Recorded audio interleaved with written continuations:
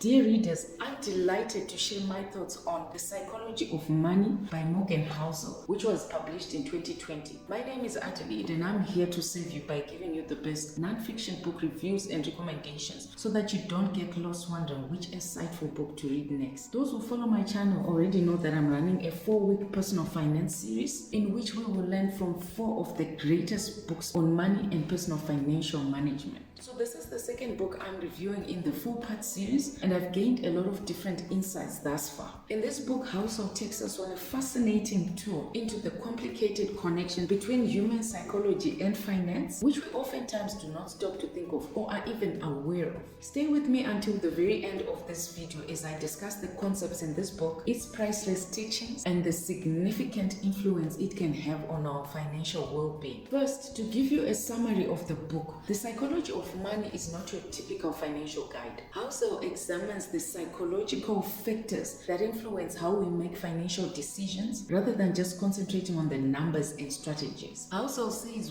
we must learn to pay the price, which refers to the notion that achieving financial success necessitates making financial sacrifices and putting up with a bit of discomfort or inconvenience, that we cannot expect overnight success in making our finances work for us, particularly in investing and business. We learn that it is a critical skill to delay gratification and possess the willingness to make trade-offs in order to achieve long-term financial goals. So what are the key themes and lessons from this book? The first one is the role of luck. Now I must say I never expected anyone to touch on the role of luck in matters of success with money, and Morgan Housel has done that. A new perspective. We usually think that it's a person's hard work, intelligence, and wisdom that gains them the financial success they show us or that which we see. But Housel here highlights the role that luck sometimes plays in our financial outcomes, stressing the significance of acknowledging its influence. It was refreshing for me to understand the importance of humility in understanding that not all individuals owe their triumphs solely on their abilities and decisions. That sometimes everyone works hard, but some may end up succeeding more than others due to factors that are beyond our spheres of influence. What are your thoughts on this one, folks? What do you think about luck? How much do you think luck has played a role in some of the financial success stories we've seen in our generation, or even in your own successes? I would love to read your thoughts on this one in the comment section below. The second theme in this book is how Housel gives timeless investing principles. Now, in order to achieve long-term financial success, the author gives enduring concepts. Housel emphasizes the need for investing despite market swings, having patience, and thinking long-term. I think this point enables us, the readers, to approach investing with greater resilience and discipline to avoid disappointments and unnecessary panic during periods of depression. I find that in this book, Morgan Housel's determination is on long-term thinking when you're investing, if one desires greater financial gain, which forms the basis for the next point on the power of compounding. Now, one of this book's fundamental concepts is on the power of compounding. How small financial decisions made over a long period of time can result in substantial wealth creation. By embracing the concept of compounding, we readers can appreciate the long-term value of saving, investing, and making wise financial decisions. So you find that Housel in this book gives the likes of Warren Buffett as examples of those successful financial gurus that have taken advantage of compounding over a long period of time and have had major and higher financial gains compared to those that prefer short-term investment strategies. I mean, we all know that Warren Buffett has been in the investment field for many years, and he's amongst the elders, the senior citizens of this world, as rich as he is, and he has done that. He's been in the game for many years.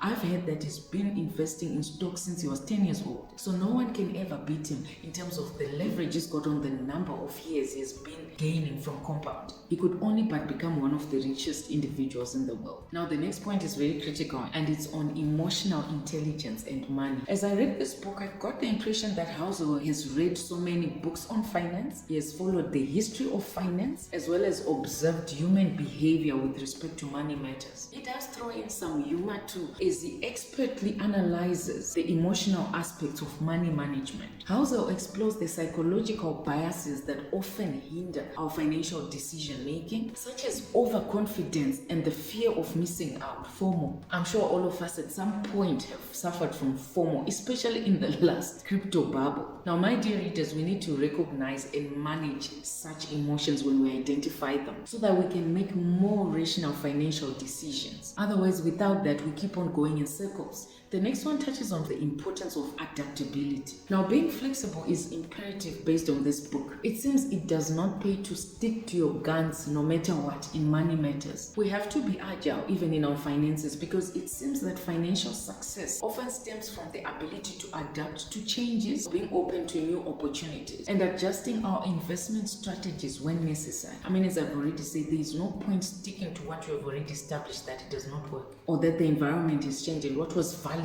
no longer works. After all, nothing stays the same in these uncertain times. The next key theme is a very interesting one, which is defining true wealth. So what is real wealth? What would be your definition of real wealth in your own success or in your own life? Well, in this book, Housel challenges conventional notions on wealth. He urges readers to define wealth beyond the material possessions. And if you recall my review of Rob Moore's book, Money, last week, he also had the very same notion about how we should view money and wealth, to say the definition of wealth goes beyond what we can see and touch. There are many intangibles to that. And according to Housel, in his own version, the aspects of a rich life include other areas such as relationships, personal growth, and the freedom to make choices. And I think this last one takes the cup. For many of us, our definition of being wealthy or being rich is that freedom to make the choices to do what we want when we want. So by broadening our definition of wealth, we can focus then on the areas that matter and discard the rest as fluff. Given what a winding road it can be to accumulate wealth, I would rather focus on what matters, the majors, and leave out the rest, the minors. In addition to these key themes and lessons, I think that The Psychology of Money is a thought-provoking book that has the potential to reshape our relationship with money. By shifting the focus from financial formulas to human behavior, Housel empowers us, the readers, to make more informed decisions and build a healthier financial future. Personally, this book has been eye-opening for me and has had an impact, a profound impact on my approach to money, at least from now going forward. It has taught me to recognize and manage my own biases, embrace a long-term perspective, and develop a healthy relationship with wealth, and experience a greater sense of peace and contentment. As many of you would probably know, this book is quite famous, and for a good reason. As a book reader looking for the next best read, I encourage you to get a copy of this book for yourself and transform your financial journey. Embrace the wisdom within and apply it to your financial decisions and mindset. Remember, financial success is not merely about numbers and strategies, which is the stance that Housel has taken in this book. What it touches on is on human behavior so that we can understand that first. It is about understanding ourselves as human beings, making intentional choices, and finding harmony between our financial choices and the lives that we aspire to live.